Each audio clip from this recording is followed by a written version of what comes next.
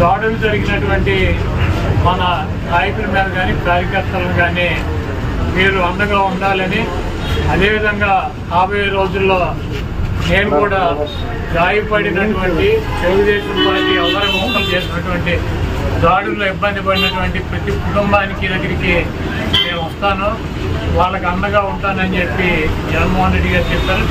అదేవిధంగా మన జరిగినటువంటి ఎన్నికల్లో ఇంత మంచి చేసి ఇన్ని రకాలైనటువంటి సంక్షేమ కార్యక్రమాలు అందించి మనం ఓడిపోయాము. ఇది ఒక మిరాకిల్గా ఉంది. దేశవ్యాప్తంగా కూడా మన దగ్గర ఆధారాలు లేవు, అయినప్పటికీ దేశవ్యాప్తంగా మరి శకుని మామ ఎలా అయితే పాచికలు ఎలా కావాలంటే అలా వేస్తాడో అలా తెలుగుదేశం పార్టీ, జనసేన, బీజేపీ కావాల్సినట్టు అక్కడ పాచికలు పడి అని చెప్పి మా పార్టీ కానీ జగన్మోహన్ రెడ్డి గారి కానీ మాది కానీ అభిప్రాయం. అదేవిధంగా రేపు రాబోయే రోజుల్లో ఈ 6 నెలలు కూడా కొంత టైం ఇచ్చి చూద్దాము. ఆ తర్వాత చంద్రబాబు నాయుడు చెప్పినటువంటి దొంగ హామీలని ఎట్టి పరిస్థితుల్లోనూ నెరవేర్చలేడు.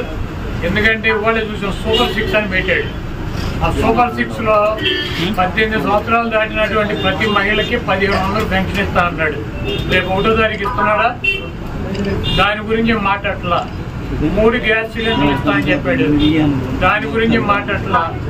బస్సుల గురించి మాట్లాడట్లా. అదేవిధంగా బీసీ కానీ, ఎస్సీ కానీ, ఎస్టీ కానీ వర్గాలకి 50 సంవత్సరాలు దాటిన వాళ్ళకి పెన్షన్ ఇస్తానని చెప్పాడు సూపర్ 6లో. దాని గురించి మాట్లాడట్లా. అది ఎప్పుడు ఇస్తాడో చెప్పట్లా. అదేవిధంగా ఇంకోటి 20 లక్షల మందికి నిరుద్యోగులకి ఉద్యోగాలు ఇప్పిస్తాను, ఉద్యోగాలు కనుక ఇప్పించలేకపోతే ఈ లోపు 3,000 రూపాయలు నిరుద్యోగ వృత్తి కూడా ఇస్తానని చెప్పి సూపర్ 6లో పెట్టాడు.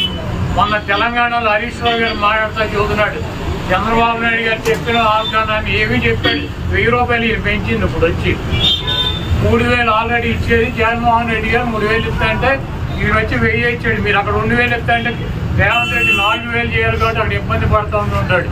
ఇంకా సూపర్ 6 అని చెప్పి ప్రతి మహిళకి 1,500 రూపాయలు ఇస్తానన్నాడు.